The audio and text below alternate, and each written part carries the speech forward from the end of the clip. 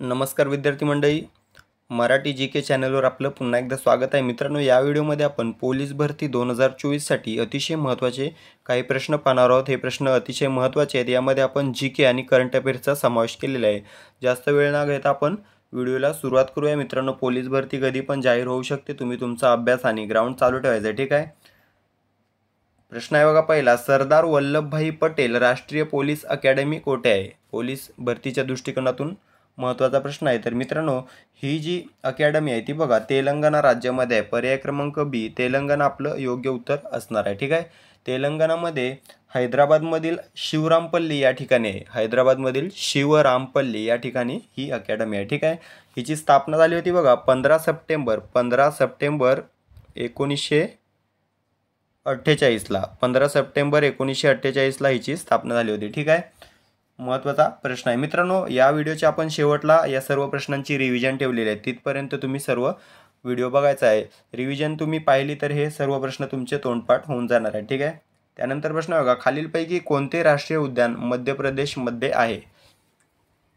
तर मित्रांनो बघा, या ठिकाणी मध्य प्रदेशमध्ये कोणते आहे? तर कान्हा राष्ट्रीय उद्यान. पर्याय क्रमांक बी, कान्हा हे राष्ट्रीय उद्यान बघा मध्य प्रदेशमध्ये आहे. मित्रांनो, हे कशासाठी प्रसिद्ध आहे? तर वाघासाठी प्रसिद्ध असलेले हे राष्ट्रीय उद्यान आहे, वाघ, ठीक आहे.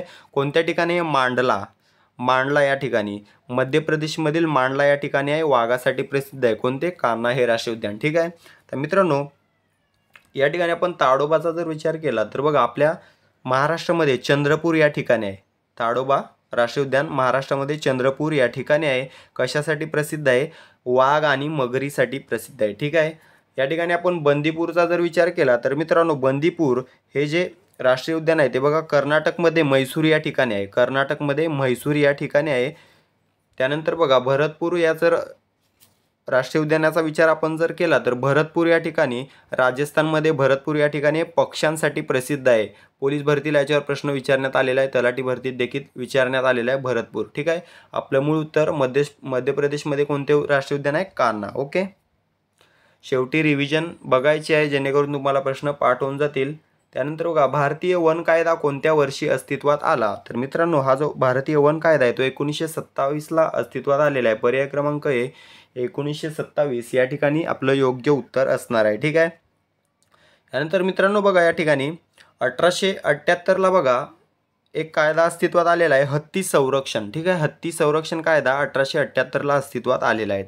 त्यानंतर बघा 1912ला अस्तित्वात आलेला आहे वन्य प्राणी व पक्षी कायदा. वन्य प्राणी व पक्षी कायदा, ठीक आहे. त्यानंतर बघा 1894ला अस्तित्वात आलेला जमीन वहिवाट कायदा. जमीन वहिवाट कायदा, ठीक आहे. आपलं मूळ उत्तर आहे भारतीय वन कायदा 1927. त्यानंतर प्रश्न आहे, राज्यसभेचे सभापती खालीलपैकी कोण असतात?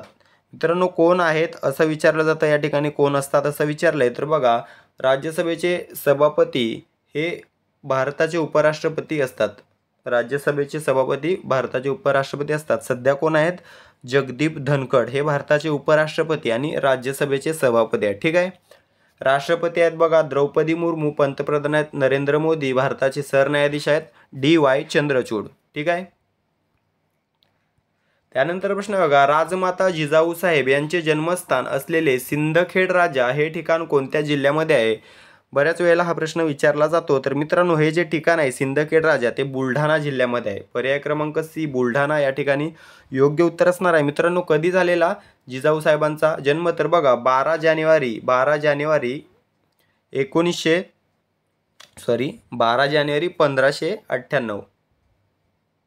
12 जानेवारी 1598ला जन्म झालेला आहे राजमाता जिजाऊ साहेब यांचा, ठीक आहे. मित्रांनो, 12 जानेवारीला स्वामी विवेकानंदांचा जन्म झालेला आहे. या दिवशी भारतामध्ये राष्ट्रीय युवक दिन साजरा केला जातो, ठीक आहे. जन्मतारीख लक्षात ठेवा, जिजाऊ मासाहेबांची 12 जानेवारी 1598, ठीक आहे. आणि हे जे जन्मस्थान आहे सिंदखेड राजा ते बुलढाणा जिल्ह्यामध्ये आहे, ठीक आहे.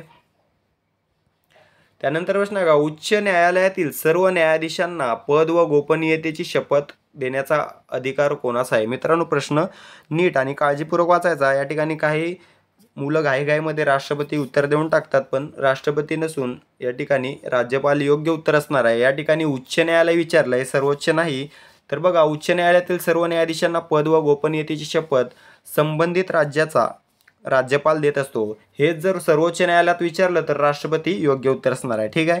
राष्ट्रपती आहेत द्रौपदी मुर्मू. ठीक आहे. भारताचे सरन्यायाधीश DY चंद्रचूड. त्यानंतर प्रश्न आहे, भारतामध्ये पहिली जनगणना कोणत्या वर्षी पार पडली होती? या ठिकाणी देखील काही विद्यार्थी चूक करतात. तर मित्रांनो, भारतातील पहिली विचारलंय तर 1872 या ठिकाणी योग्य उत्तर असणार आहे. 1872.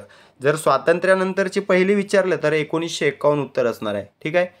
पहिली विचारलं 1872, स्वातंत्र्यानंतरची पहिली 1951. ठीक आहे.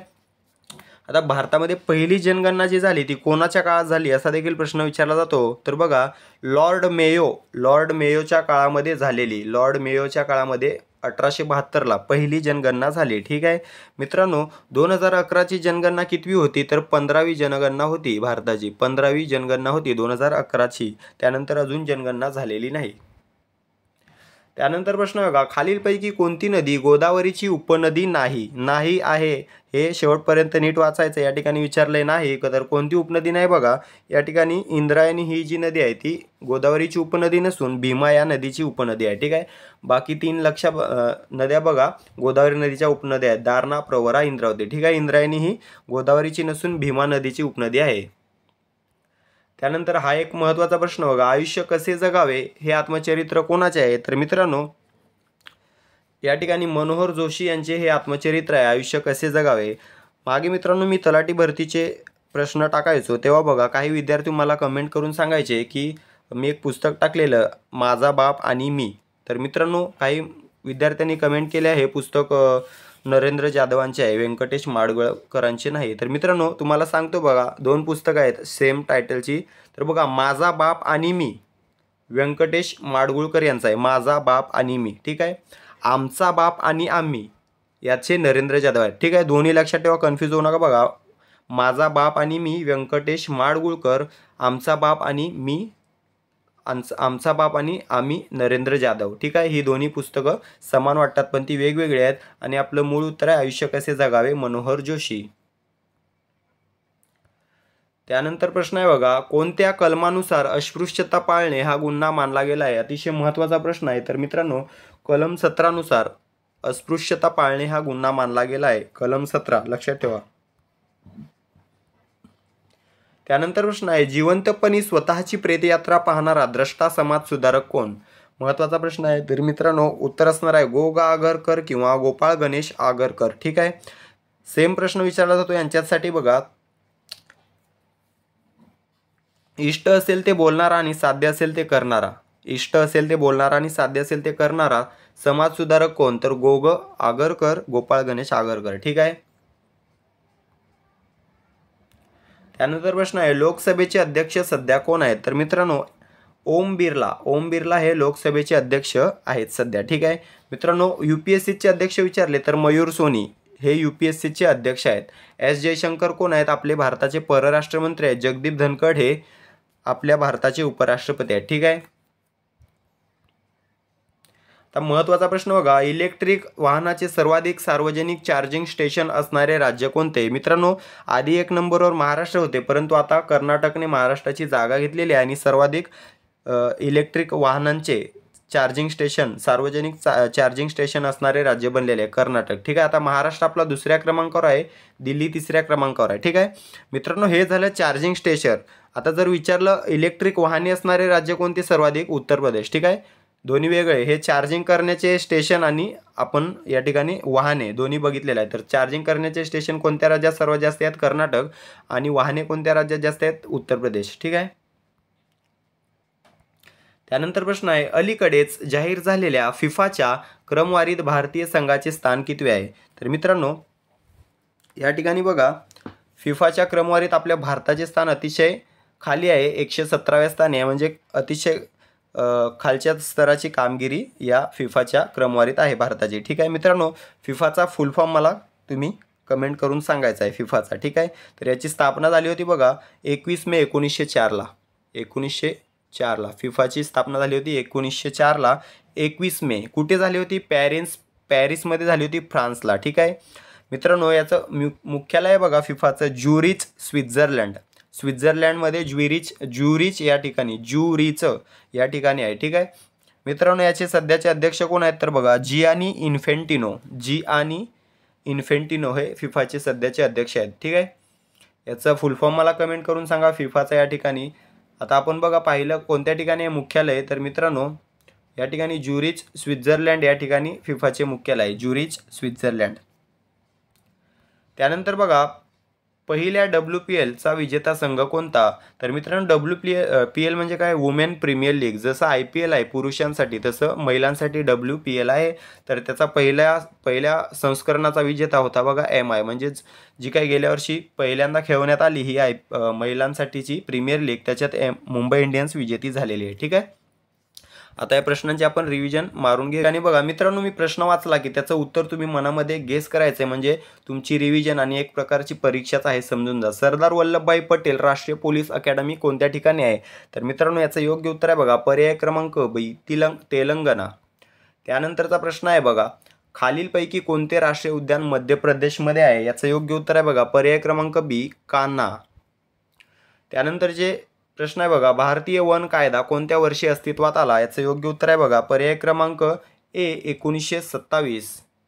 त्यानंतरचा प्रश्न आहे बघा राज्यसभेचे सभापती खालीलपैकी कोण असतात, याचं योग्य उत्तर आहे बघा पर्याय क्रमांक D उपराष्ट्रपती।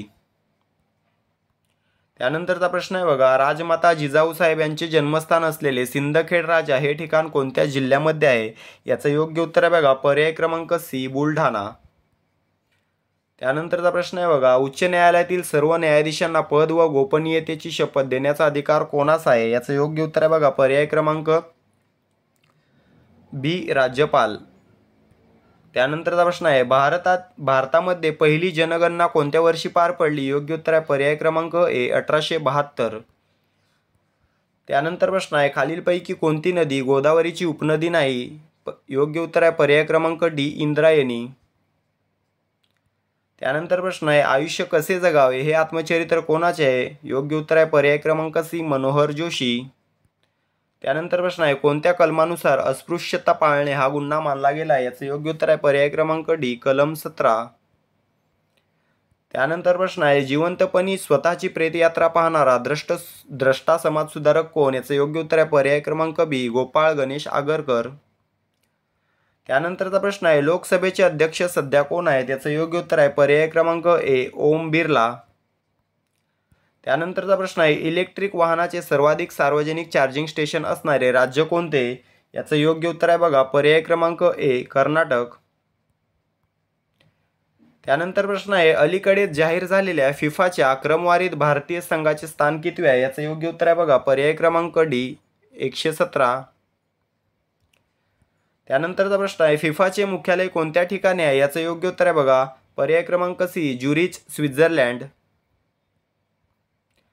त्यानंतरचा प्रश्न आहे पहिल्या WPL चा विजेता संघ कोणता, याचं योग्य उत्तर आहे पर्याय क्रमांक D मुंबई इंडियन्स किंवा MI। ठीक आहे मित्रांनो आता हे सर्व प्रश्न तुम्हाला तोंडपाठ झालेले आहेत। ठीक आहे मित्रांनो व्हिडिओ कसा वाटला कमेंट करून सांगा, व्हिडिओला लाईक आणि मित्रांशी शेअर करा, चॅनलला सबस्क्राईब करून घ्या जेणेकरून तुम्हाला आपले दररोजचे व्हिडिओ पाहायला मिळतील। ठीक आहे भेटूया पुढील भागामध्ये, तोपर्यंत अभ्यास आणि ग्राउंड चालू राहू द्या। धन्यवाद।